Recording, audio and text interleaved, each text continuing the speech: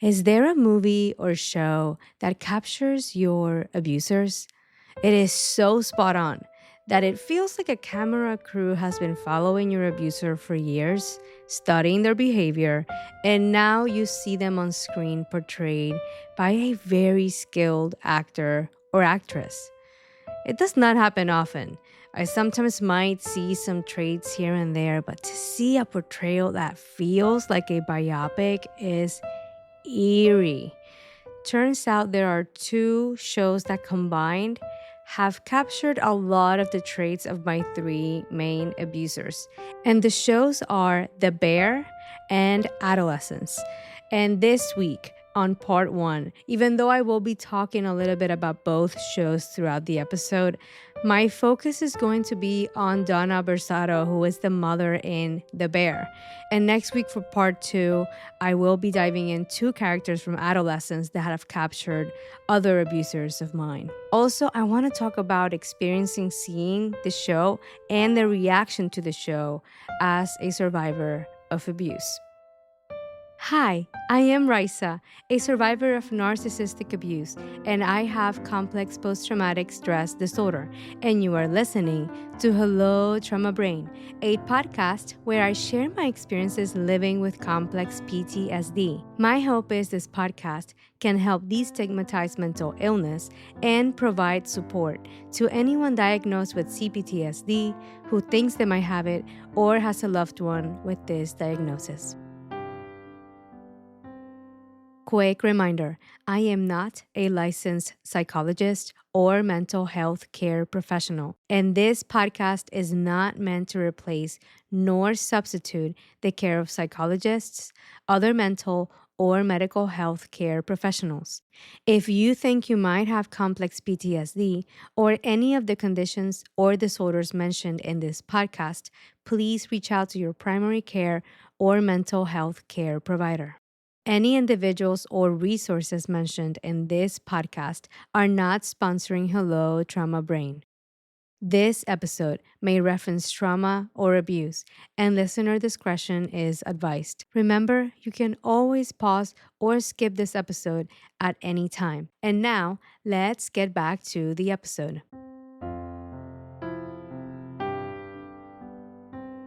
Hello, dear survivors, and welcome to this episode of Hello Trauma Brain. Thank you for joining me today. If you are listening on YouTube, a gentle reminder to hit the like button to let me know this episode was helpful. I want to officially welcome any newbies and welcome back any returning listeners. And again, thank you for being here. I hope this podcast can become a tool that you can use in your own healing journey. All right, quick check-in. It's been really hard to get in front of the microphone to record this episode. I've had a lot of anxiety about this episode. I've been wanting to do an episode like this for months. And today I'm really struggling with that mood-dependent behavior. I've been struggling all weekend. Honestly, it was flying monkey week for me. I got approached by people and it was a bit of a weird situation. The messages were weird. And I can tell there's a fishy ulterior motive. And I think they're designed to get some information about me. They're asking where I am and things like that. And it's definitely caused a lot of dysregulation for me. And I feel like it took some sense of safety away from me as well. For instance, I went grocery shopping yesterday. And I almost felt like I was back in winter of 2022, like right after I sent the no contact letter. I was just panicking the entire time, feeling very disassociated and just hopeless and just expecting to run into someone or be in a very uncomfortable situation. All weekend, I've noticed myself just not wanting to go outside and feeling very unsafe when I do. And it doesn't feel good at all. Kind of getting ready for this episode, and yesterday, I'm not gonna lie, like falling asleep, I felt a lot of anxiety and just a lot of pressure on my chest. And a lot of it is feeling like I'm gonna get in trouble. I'm in that emotional flashback that is reminding me of the rule is supposed to be stay silent, nobody talks about it, nobody out there has to know what's going on in here, and we are all gonna act like nothing happened, and it's just the secret, it's our secret. And I am deliberately practicing breaking that rule every time I do this podcast. And there are some episodes that feel a little bit more riskier than others. And I think this one is definitely one of those episodes. I'm feeling very frustrated with the situation that I am in. It feels like harassment in many ways. There's a lot of panic that's resurfacing for me. And it makes sense. I feel like ever since I sent the letter and I was very clear about when to reach out to me and when not to reach out to me, the boundaries were not really respected from the get go. Not even 2 months in, I was getting messages that were not what the boundaries were specifying. And I am very aware I cannot control other people's behaviors. And it sucks. Honestly, it sucks because I have to keep being the one who sets the boundary. I have to keep being the person who takes it further and makes the consequence happen and doubles down and stays her ground. And it sucks. It sucks to be doing that constantly. It's wild because these people have a village of people with them that are backing them up and they are doing the dirty work for them and they are set on appeasing them, justifying them, and helping them get a fucking hold of me. It's insane. And a part of me is curious to be like a fly on the wall and to see or hear what they're actually saying. And something tells me they're not really being truthful. I have a feeling that the narrative is we don't know why she's not reaching out. We don't know what happened. Something must have happened to her. She's changed. That's what I'm thinking. I don't know that for sure. And quite frankly, I don't want to fucking know.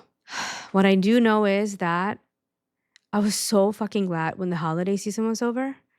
And I felt like I was back in ordinary time where things slow down and they're not being as aggressive with their attempts and people just kind of get busy with their lives and forget about me for a bit. And this is a bit of a rude awakening. Like this can happen at any point in time. You can be no contact and get aggressively harassed and have people trying to deliberately pull you back in at any point during the year. Like, forget about just fall being narcissistic abuse peak season. Fucking spring, apparently, to me, is going to be another season of narcissistic abuse, at least this year.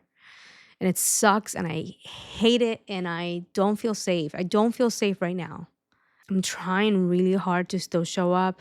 And this is me practicing fighting the urge to do the mood dependent behavior thing where I only record the podcast if I am in a good mood. I'm feeling strong and empowered. And like I can show up on this podcast and be that beacon of strength and bravery. Because I don't feel brave at all right now. And I feel like a bit of a fraud or a lot of a fraud. I'm really struggling. I'm feeling very isolated. I feel very hopeless and I feel very stuck. And I know I'm not stuck. I know I have resources. I know I've come a long fucking way. And there are some big differences between 2022 and today. Today I have data, actual data I can look at that shows how I feel much better, a lot better now that I am not in contact with these people. I can point out to all the ways my self-esteem has improved somewhat. My life has improved. I'm taking more risks. I'm doing more things. I am learning how to be a human being. Like the first time in my life, seeing this from the inner kiddo framework has been very helpful. If it was just me, like just me thinking about protecting myself, I think I would have caved in already. But every time I think about this young child that lives inside of me that was abused for so many years, and I think of putting her back in that situation, like choosing to go back into that situation, knowing what's going to happen, it stops me in my tracks. I wrote a few things, actually a bunch of stuff. Aside this episode, it's one of those where I actually looked at footage and was trying to make an outline so I don't forget saying things that I really want to say. And I wrote, though I don't feel strong, I think a part of me knows I am being strong. I just typed that yesterday. And I'm not sure that I'm feeling like any part of me feels strong right now. And maybe the mere fact that I am standing in front of the microphone, still recording this, prove that I am being strong. Doesn't feel like it though. It really doesn't feel like it. Oh, okay. Yeah, I think that's my check-in. And I'm going to dive right into this episode. So for those of you that are new to the illustration episodes, basically season 1, I did it every month. This season, I've been doing it every once in a while. I pick a movie or a song and I basically break down narcissistic abuse traits in people, how to deal with narcissistic people, and things like that. Basically, I try to kind of use it as a way of portraying examples of what healthy is versus unhealthy and things of that sort. But today I'm going to be doing a special episode in terms of the illustrations. And this is going to be the first episode in terms of the show series. I am yet to do a show, and it's going to be actually two shows in one episode. So I'm going to be talking about The Bear. This is a show that's on FX, and then Adolescence, which is a show on Netflix. And this is going to be the spoiler alert for any of you that have not watched either of these shows and you mind the spoilers. This is going to be your cue to stop the episode, and you're welcome to return once you've seen everything and you feel ready to take in this content. Also, I want to be very clear to say that this illustration is not a disclosure of what roles my actual abusers play in my life and who they are. This illustration and comparison will only be focused on the actual similarities in their behavior. If you are looking for content breaking down why these people act the way they are, how they got created, how to treat them, or what treatment strategies are best when communicating with them, this episode is not going to be for you. I can tell you that that content is out there. There are many professionals reacting to the show, reacting to clips, providing their point of view on it, breaking down the behaviors and what would have been a better way of doing A, B, and C. That's out there. This episode is going to be very different because I feel like the one thing I am yet to see is something from the point of view of the survivors, something that acknowledges the impacts of being abused. And I want to be very clear to say, I am glad that content is out there. I think it's really important. And I'm not a therapist myself, so I wouldn't be able to even create that content if I wanted to, because that's just not my expertise. But I am glad that shows like Adolescence are bringing to the table the conversation of why parents need to be paying attention to the content that their kids are consuming, the dangers of bullying, what happens when kids don't have a safe support system that can protect them. And again, all those conversations, I'm glad they're on the table, and there's professionals out there that are tackling these issues, and that's great.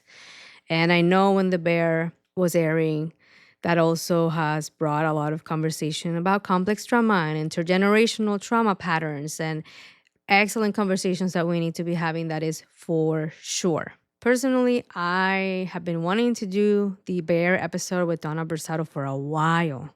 I saw The Bear back in I want to say summer/fall of last year, and life kept getting in the way. I kept getting other episode ideas, and before I knew it, the holidays were here. And then I recorded some conversations, and I got excited about that. And quite frankly, I think a part of me was also avoiding doing the episode. And then Adolescence came out, and I was like, okay, I think the time is here. And it became a combined episode idea. And I decided to combine it because together both shows paint a pretty good picture of how having my main abusers in my life is like. Now, the unexpected turn or additional layer I decided to include in this episode, which is the whole survivor's point of view thing, came from noticing the experience I was having in terms of seeing the reaction people are having to adolescence. I have a feeling I might not be the only person who's going through this, so I kind of decided to make this episode as a way of doing that thing they say, like if the book is not written yet or the movie's not made, then you should do it. And that is what this episode is going to be essentially. I mean, you can argue the whole podcast is exactly that, me making content from the survivor's point of view, which was something that was not very prevalent when I started the podcast. And this episode is basically going to be an homage to anyone like me who's having a bit of a hard time with the reaction that these shows are getting. So I totally had a bit of magical thinking about how this episode was going to go. And I thought I'm going to make a combined episode with both The Bear and Adolescence. And then I started recording, and I look at how long I had been talking to when I was wrapping up my discussion on The Bear. And it was like an hour and a half. on the timestamp. So I realized that this is definitely going to be a 2 episode ordeal. So part one will be on the bear.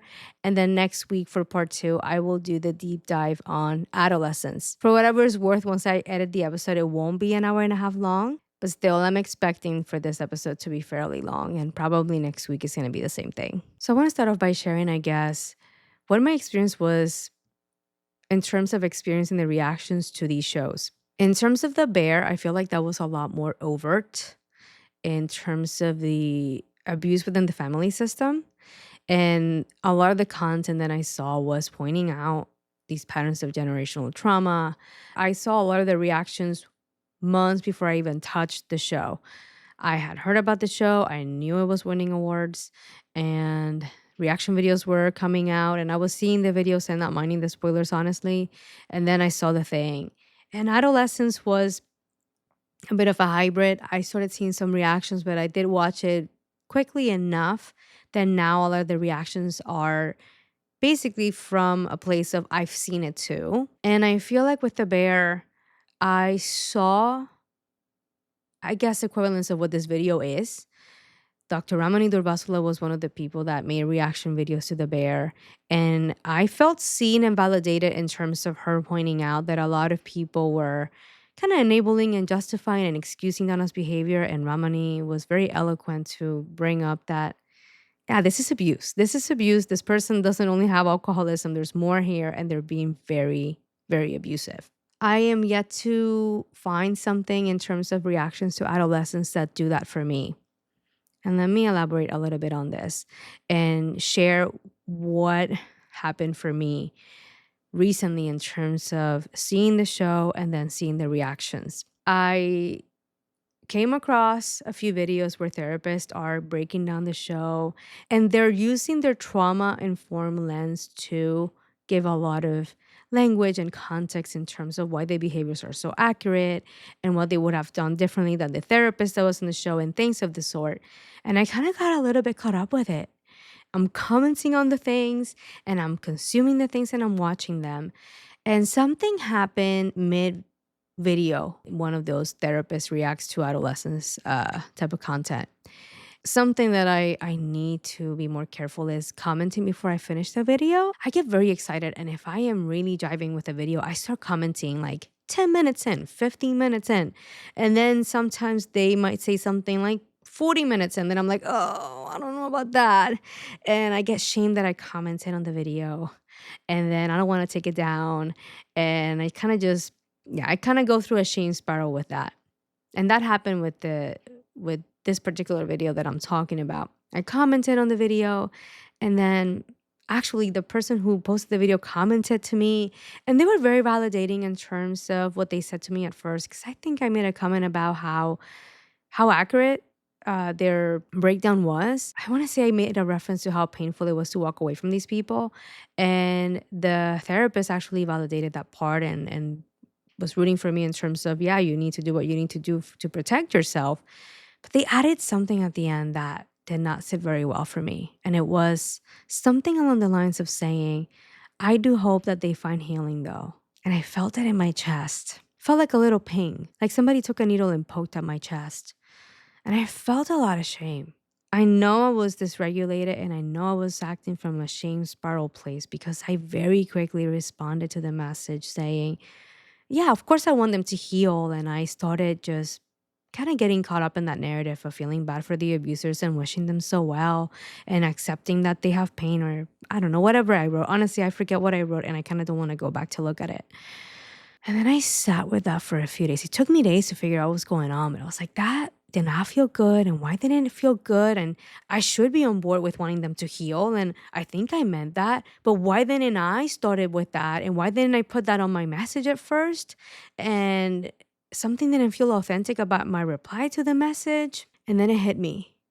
Oh, that's because this content is not for me. And that ping I felt on my chest was because what I need right now is not to feel worse for them more than I have already felt bad for these people for the past 3 decades. What I need right now is not to be focused on hoping that they heal. What I need right now is not to be going out of my way to send them books and seeing if I can get them to heal and get better. What I need right now is to sit with all the repressed, unprocessed hurt, abuse, and trauma I have suffered. I have lived my entire life hoping they heal. I have decimated my own development. I placed myself last after last came, putting these people first and their well being first, and trying to manage them, help them, improve their lives, appease them. I did that 30 plus years. I'm starting to now break down the grooming and the conditioning to start sitting with the grief that comes from knowing and realizing I was abused, realizing I didn't get to develop as a human being. I don't have much of a self-esteem. My life has been a train wreck of relationship after relationship with people that are similar to these people, and I've suffered a lot. And the content about creating compassion for these people because they also had it bad is not for me. It's not for me. It's for other professionals who are treating these people that have or are working with children, so they can become aware of the dangers of social media, of grooming, of all the horrible things that are out there that children need to be protected from and supported through.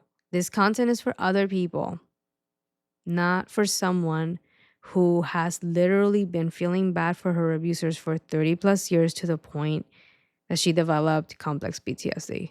I would love to live in a world where what happened to me never happened, a world where they actually go to therapy and get help and improve their lives, because it's gotta be miserable to live that way. I don't think they're having a picnic over there. I don't. But what I do not need right now is to feel even more bad than I already feel bad for them. Because what I need right now is to feel a little bit less bad so I can at least sit with prioritizing myself and practicing learning how to prioritize myself. I've had compassion for these people my entire life. I know how bad they had it. They would not let me forget how bad they had it. They were constantly talking about how bad they had it. I'm very aware they had it horribly. And I know that a lot of that has everything to play with how they turned out to be. Fully aware. Also, I wasn't the person who abused them. And I should not be the person paying for what other people did. I have been paying for what other people did to my abusers for 30 plus years. 35, if I want to be exact. And it's not like I turned it off and went to heal and stopped caring for them. I still do. But what I don't need is to feel shame for holding them accountable. I think I said enough about that. And they say if the book is not out there, if the movie's not out there, if the song's not been written, then you should do it. So here I am. And it kind of hit me when I realized that I am yet to see a video where people are focused on how it must feel to be Katie's parents who had their daughter murdered. And I have seen some videos on Carmi and Sugar and Michael, the siblings in the bear, but I would like to see more videos that explore how does it feel for people like Carmi and Sugar who grow up with a parent that is decimating them and impacting how they are able to live as adults. Carmi cannot even get into a fucking relationship and be in it in a healthy way, because that is how the stuff stays with you. It didn't happen just X amount of years ago. It's happening every fucking day because my nervous system was wired around abuse, and untangling abuse and recovering from complex PTSD, it needs to include starting to prioritize ourselves. And it's really hard to do that when you're still feeling bad over these people and are placing their needs and their well-being over yours. Really hard to heal when you're doing that. I'm also going to throw an asterisk and disclose how it even feels to record this episode. My OCD is on fucking steroids right now. I feel like what I'm saying is very controversial and it's going to piss some people off. And it might. But I'm going to practice saying the thing anyway and see what makes it to the final cut. uh, let's talk about the Bear. Can somebody explain to me how the Bear is a comedy? I don't get it. And I am not the only person who's wondering this because I've Googled it and there's Reddit threads on this. What I did find online is something along the lines of when you're submitting for consideration of awards, comedy is less competitive than the drama category. I can see how that was a good reasoning in terms of making that decision, but I am still waiting for the part where I see the Bear and I'm laughing my ass off thinking, wow, yeah, this is definitely a comedy. I can see the moments where they're trying to make a joke, but it's not a joke to me because I have woken up to what abuse is. You know what I mean? And let me expand on that a little bit. When I see the show The Bear, it feels like I'm looking at a trauma survivor's attempt to make a joke out of abuse. Anyone been that person? Because I used to be that person for a very long time. I would talk about what would happen to me or what had happened to me. And the other people in the room were fucking horrified. And I felt like I had just brought up how I have coffee and eggs in the morning. And I could not understand that the reaction I was getting was matching what it should have been in terms of my own reaction to what was happening to me. But it wasn't. And not only have I been that person in the past, I've also known these people. I've met and interacted with people that make jokes that are centered around some horrific abuse. And usually what I notice is these people in the joke, they're minimizing the abuse to make it funny. The punchline is a horrific thing that happened to them, but it's somehow the funniest thing that has happened to them in their entire lives. And I've noticed that people like this tend to bring up the same joke every single time. So if you see them twice a year you will hear the same joke about how they got beaten when they were 7. But it was so funny because everybody saw when it was happening and they were laughing while it was happening. Like, this is what I'm talking about. Though I've heard the joke like for the 100th time, everybody still laughs in the room. And I used to laugh too. I used to be like, oh my gosh, that's so funny. And now I realize that the reason the joke keeps getting brought up is because that trauma is looking to be processed somehow. And the only coping mechanism they have is to make it into a joke so they can bring it up at least and at least say it out loud. It's really sad. I also have learned since I started healing that laughing is an expression of grief. How many times have I seen things saying that comedians, like stand-up comedians, are traumatized people? And I get it. I get it. I actually get that inappropriate laughter still to this day, and I fucking hate it. And the more I heal, the more I notice it, and I cannot control it. I'm getting to a point where I'm able to like laugh a little bit less, and sometimes I don't laugh at all, but I still get the headache thing and the OCD because I could feel the smile was coming on. Yeah, when I look back, a lot of the jokes I used to laugh at were not funny at all. And the reaction should have been horror. And are you okay? And what can I do to get you out of that situation? But I didn't know. I didn't know any better. And I know there are many survivors that are still going through that. And it's fucking hard.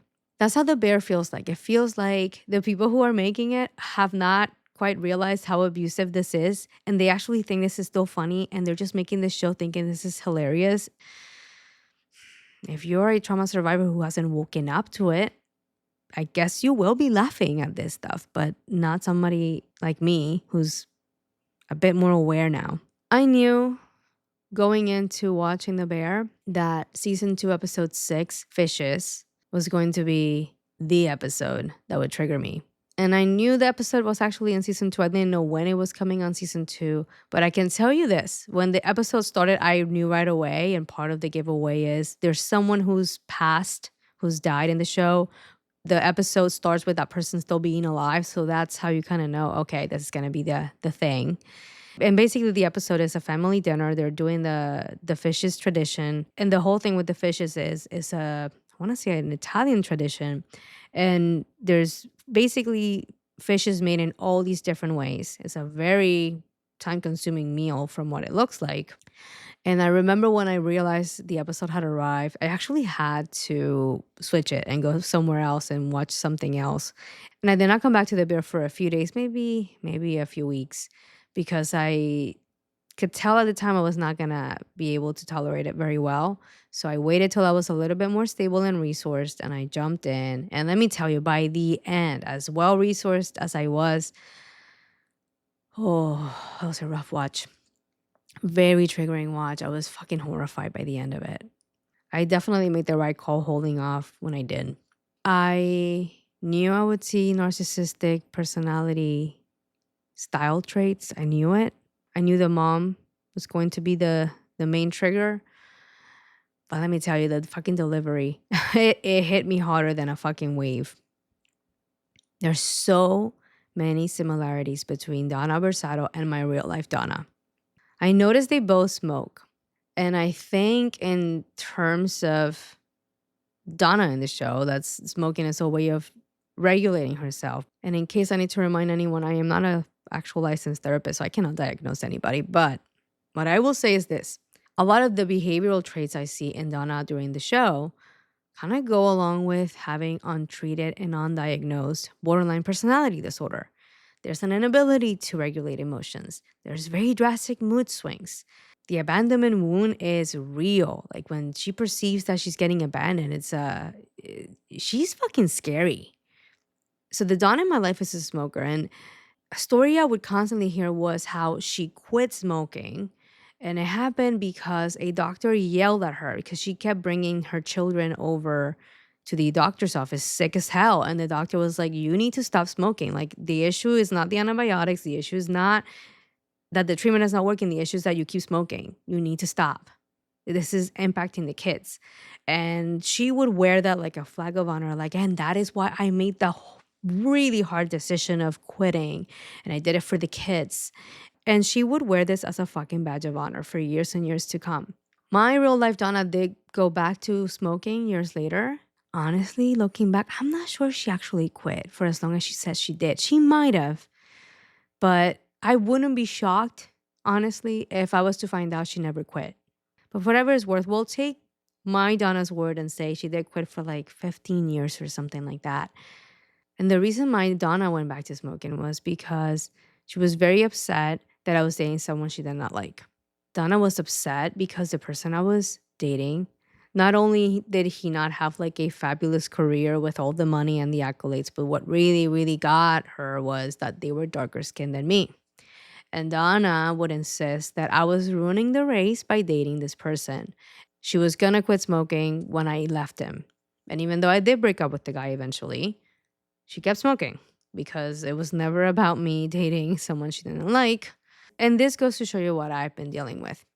Now, during the episode, some things that I see is Donna Berzatto refuses to have people help her. People are offering left and right. What can I do? How can I help you? And she just keeps kicking them out of the kitchen, insisting that she's got it. However, while she is refusing help, she is also complaining that nobody helps her. This is basically like self-fulfilling prophecy at its highest level. And my Donna had a similar thing going on. My Donna would complain that people wouldn't help her, even if you would help her. Like, for example, with cleaning, this was a big thing. Donna would complain nobody helps them clean. So I would try to clean a little bit, and then they would literally go back and redo everything I did, claiming and yelling to the four winds that I didn't know how to clean like her, and I had done a horrible job, and they couldn't understand where I had learned to clean so fucking badly, and now she has to do it anyway. So somebody's doing that constantly, you kind of give up and stop doing the thing anyway because it doesn't change the outcome. If you help them, you didn't do it right. And if you don't help them, then they're complaining that you didn't help. Either way, they're going to complain. And you kind of at one point after many years of that go, fuck it. Donna's going to complain anyway. And this Donna Berzatto from The Bear did not fail to deliver on that front. And The Bear is a beautifully done homage to the restaurant industry. And the episodes are focused on the food, which I find it so interesting because in my own life, food was also a big thing. And something my Donna would do was overserve. That was like a constant thing. And I got lucky that I have a good metabolism and I was able to eat all the food I was getting without showing too much of it, even though sometimes it would just show because it was an absurd amount of food. And I still struggle with food to this day. But something they would do is also overserve when people were coming over. And they get very offended if somebody could not finish like the 3 pounds of rice that were served on the plate. Yes, I am exaggerating with the 3 pounds, but you get what I mean. And they would get so offended and act so insulted that they couldn't finish the plate and clean it up. Because in their mind, like cleaning the plate was like, oh, that's good enough. That's when it was. And if you left like a speckle on the plate, forget it. It was such a huge insult to my Donna. Something I noticed in the Fishes episode is that Donna shames Carmi for not wanting to come home. And with people with borderline personality disorder, abandonment tends to be a big trigger. And you could tell that Carmi leaving to another state to work was just not something that Donna handled very well. And I know that feeling. When I moved away for college for the first 3 months, all I heard was about how much Donna was crying that I left and how depressed they were, and they wouldn't stop crying because I had moved away. My Donna wanted daily calls, and when I could not call one day, I was guaranteed a shame and rage fit over the phone for forgetting to call, and how it meant I had forgotten about them now that I was off to college. Donna Berzatto is so victimized during this episode, constantly complaining, nobody helps me. I'm doing these beautiful things for everybody and nobody gives a shit about me. That's one of the things she says in the show. And that's another parallel with my own Donna. Nobody ever helped her. Nobody ever wanted to help her. They were always alone, having to figure things out, and nobody had things as hard as them. And when you are hearing that every single day, several times a day, for years, imagine how exhausting that is. Just like take that in. In The Bear, this is an episode, just one episode, not even a whole season of this, just one episode. And by the end of it, you are so sick and tired of this woman. Imagine having them in your life consistently for years. And in my situation, Donna saw me as her mini therapist. So I was her confidant and I was hearing all sorts of inappropriate details that were definitely adult content and adult things that I should have not been hearing as a kid. In my situation, I was kind of stuck and I didn't have anywhere else to go. So I just learned to listen, to just sit back and not complain. And anytime I said anything that they did not like or that did not agree with their victimized view, I would get a slap in the back of my head. And that is actually one of the hallmarks of emotional incest, which is where you're placed as a mini therapist to fulfill the needs that should be fulfilled by another adult. Something that Jamie Lee Curtis, who is the actress that plays Donna, did flawlessly was the mood swing switches. You see the switch. You can see it in her face. She's crying 1 second, the next she's raging and pushing Carmi away. Then 2 seconds later, she's back to crying inconsolably. And this also happens with Sugar. It's just like, it's really like somebody is like pushing up and down on a switch that controls her brain, but she's got no control of it. I vividly remember my Donna would hug me and just not let go. And it would be like a long ass hug. And sometimes I would replicate the same thing. So I would hug her and just really like hold on to her. And she would push me away. She would literally shove me out of the way and call me empalagosa, which is Spanish for overly sweet. And not only would she push me away, but she would be yelling that I was too much and that no one would ever love me if I kept acting that sweet. It was horrible. In the show, you're seeing Donna Berzatto doing this to adult kids. Like, take that in. It's hard to watch, and they're adults. Can you imagine Donna doing that to those 3 kids when they were young? And you can see that they are so used to dealing with this. They're so used to jumping into that. Let's manage it. And how do we get her to calm down? Carmi's doing it. Sugar's doing it. It's almost like a reflex for them. Like the moment she starts going off on a tangent like that, they very quickly go into management mode, which is fucked. No kid should ever have that responsibility on their shoulders. That's also what makes these relationships so confusing. Because you see it on the show. She goes from I love you, I'm so happy that you're here, to you abandoned me, you forgot about me, go away. fuck you, go to the other room, to wait, no, don't go. I love you so much. And that's what makes it so fucking tricky, because you do get the very loving moments, and those are the ones that get you stuck. I really disliked when Donna slapped Carmi in the face. And he just took it. He just took it and looks down and moves on to the next thing. Because in a way, how it comes across to me is he's so used to that. That's like the least of his worries.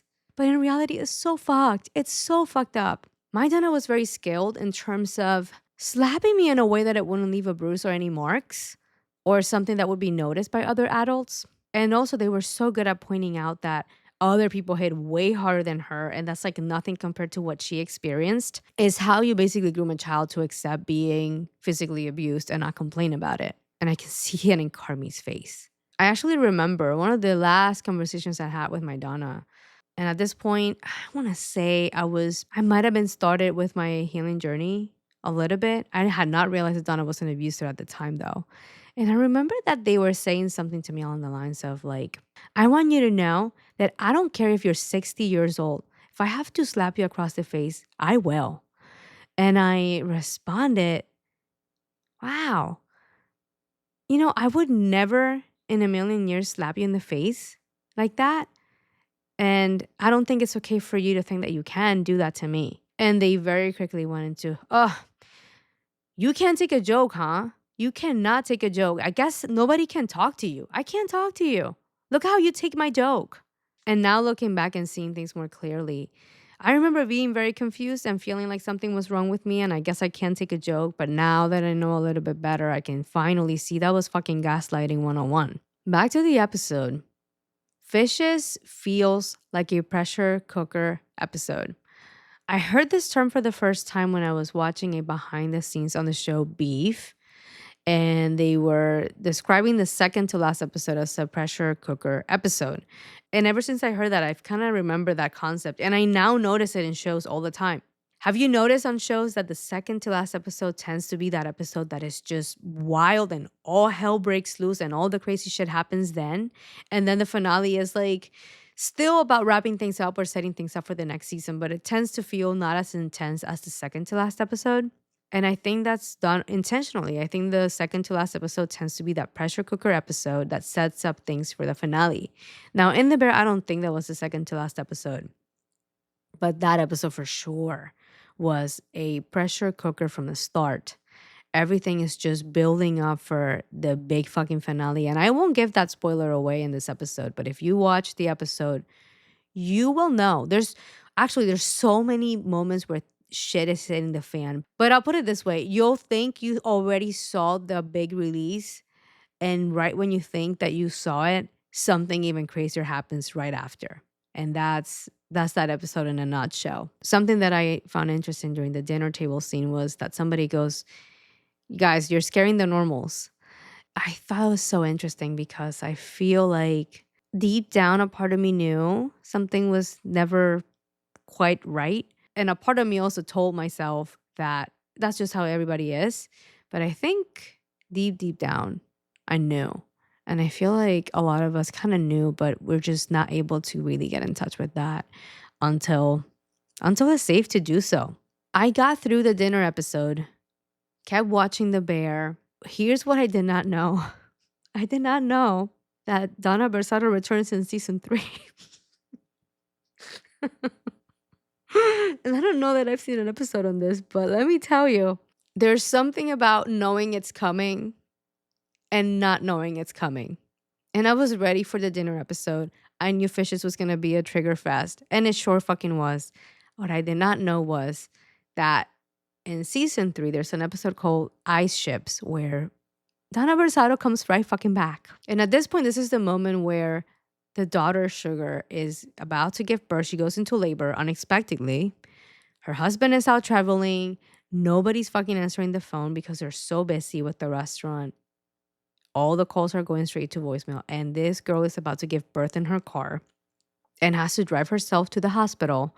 And the only person left is Donna, the mom. And she calls the mom. And the mom fucking shows up. Y'all. To be honest, ice ships was in some ways even more triggering than fishes, and that's saying something. During ice ships, you pretty much see the whole arc of breaking no contact with someone who has potentially undiagnosed and definitely untreated, and emphasis on untreated mental illness. And let's just hypothetically say that Donna's got the undiagnosed and untreated borderline. Right off the bat, she shows up extremely quickly with the love bombing fest of the fucking century and trying to be as helpful as she can and showing all this concern for Sugar, her daughter. And it looks like love and it sounds like love. And if you were a stranger looking at them in the parking lot, you think that mother loves her daughter so fucking much. Look how much she loves her daughter. Not long enough. Right when she's back in, right when Sugar is literally stuck in a hospital bed, with nowhere to go and nobody there that can set some fucking boundaries and help this girl. Right as Donna sits in that chair and she settles in like fucking clockwork, it starts turning. And she starts bringing up why she didn't knew about the baby already. You can hear, like, that's that entitlement. That's the thing with these people. And it's true for my Donna. They want to be the first person who finds out about everything, but they act so fucking horribly every time.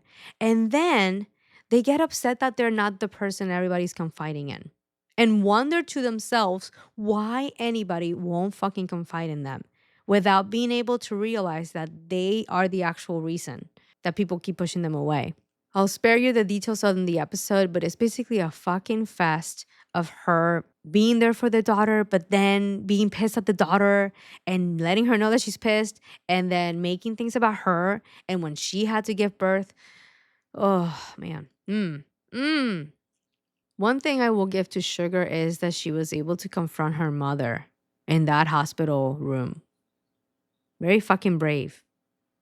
She was very honest and she told Donna, I ask everyone if they're all right too much. If someone feels sick, I start to feel sick. Sugar tells Donna, you scared everyone. Sugar is enmeshed with Donna. Very enmeshed. What broke my heart the most is that she breaks the no contact and Donna's now back in her life. And I wonder how long it's gonna take because Donna's gonna act the same way with the grandchildren. And I wonder if that might be what wakes up Sugar again, which is very common. A lot of us, this happens to us. We go back and leave and back and leave. And it's something that I think is just part of the thing. They say it takes 7 times for a domestic violence survivor to finally leave for good. And I get it. It's because it's so fucking confusing. They show up when it matters and act for 2 minutes like exactly what you need. And then they turn it off and then they turn it back on. Of course, Sugar lets her back in. Of course, Sugar wants to think that her mom is actually getting better and is off the booze and is going to be okay. Of course, who wouldn't want that? But you can see time and time again, even as she's supposedly sober now. So I think they made reference that Donna's sober for the episode Ice Ships. Even though she's technically sober, you can still see the fucking problematic behavior left and right. And that is how I know it's not just alcoholism. It can be comorbid with alcoholism. You can have a undiagnosed personality disorder and also untreated alcoholism. But if you get off the booze and you go into a 12-step program or whatever tools you use to get off the alcohol addiction and you're still having the same behavior just like nothing, then it wasn't just the alcoholism. Some things that Jamie Lee Curtis got incredibly well, besides everything that I've mentioned so far. And basically what happened is Sugar opens up to Donna, tells her what it was really like living with her. And Donna starts crying inconsolably. I took it like Sugar realized, okay, I'm not going to get very far with this and I'm not going to get what I need. So let me just bring it back to her. And Sugar redirects Donna back into continuing the story about giving birth to her kids. And Donna, Jamie Lee Curtis, does this expression where she looks at Sugar like she's grown like 3 heads, very confused. I'm like, what the hell is she talking about? Until she realizes, oh, she's back to my story. And when I saw that scene, I was just like, oh my fucking stars. Oh my gosh. Right when you think your abuser is just unique and nobody's like them, little things like that tell you that they're like a textbook case. And that was spot on. Spot on, and I know that look to a T. And this whole thing with the pregnancy story, I couldn't believe what I was listening to. She goes to talk about her pregnancy with Michael, who happens to be the son that died by suicide. And you can even hear the grandiosity and how elaborate and over the top her pregnancy was. She talked about these stunning contractions that felt like shooting stars. Like everything is just so over the top. And mind you, she's telling the story about having these incredible contractions as her daughter is literally having contractions. And you can see Sugar hurting like fucking hell, but still trying to put that face game on that she's still listening to her. And Donna just keeps going, telling her story completely unaware and completely failing to attune to the fact that her daughter was in so much fucking pain because she came first.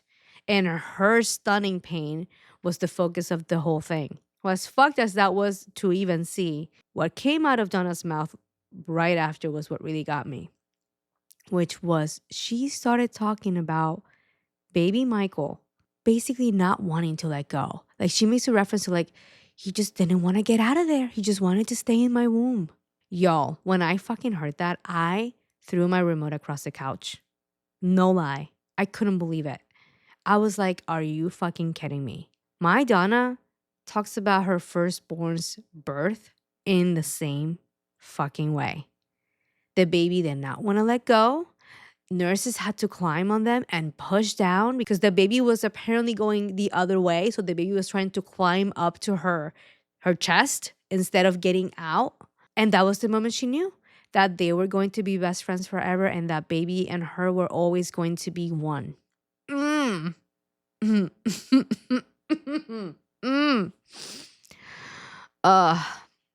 So I have more to say about Donna. And what happened was I'm running late. B, I started recording this last part. And after I was done recording it, I figured out or realized, I should say, that I recorded it with a sped up tempo that I used to edit. And I cannot get it to to play in a normal speed. So I think I'm gonna take that as a sign of the universe that this will wrap up part one of my discussion on the Bear and Adolescence. And then next week, I invite you to come back to hear a little bit more about Donna. I'm gonna wrap up my discussion on the Bear. Then I'm gonna dive into Adolescence and bring it together as best as I can. In this week's healing invitation, I want to invite you to gather data. We're just going to notice. And what I invite you to pay attention to is what type of content are you consuming? Imagine you have an hour to yourself where you can do anything you want and you have access to all the streaming platforms and all the content. What would you go for? Is it a murder mystery, comedy, drama, reality TV? This invitation is going to be to notice what is your top genre of choice. And as you navigate the week, I want you to also pay attention to how much of that type of content you are exposing yourself to. And the goal is not to change absolutely anything, not this week. I do invite you to return next week for part two of this week's healing invitation. Please leave a comment and let me know how this week's healing invitation goes if you choose to accept it.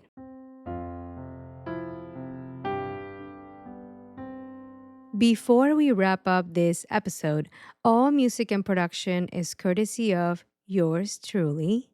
Also, I want to share a few ways you can support this podcast. You can subscribe and leave a 5-star review on Apple Podcasts, Spotify, Amazon Music, or the platform that you are using to listen. Share this episode with anyone you think could find this podcast helpful. Subscribe to the Hello Trauma Brain YouTube channel and hit the notification bell to be the first to know when I post a new episode.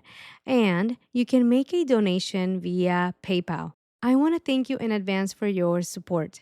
A little can go a very long way in helping the podcast reach more survivors that could benefit from finding this content. No worries, all links will be provided in the show notes. Thank you for joining me today. I hope this episode was helpful. I wish you the best as you navigate consuming content and seeing reactions to that content as a trauma survivor.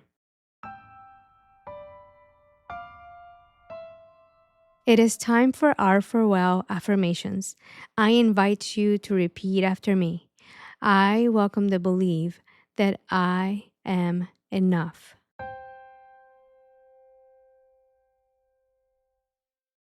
I am lovable. And I deserve to heal. I wish you a gentle week and thank you for your presence.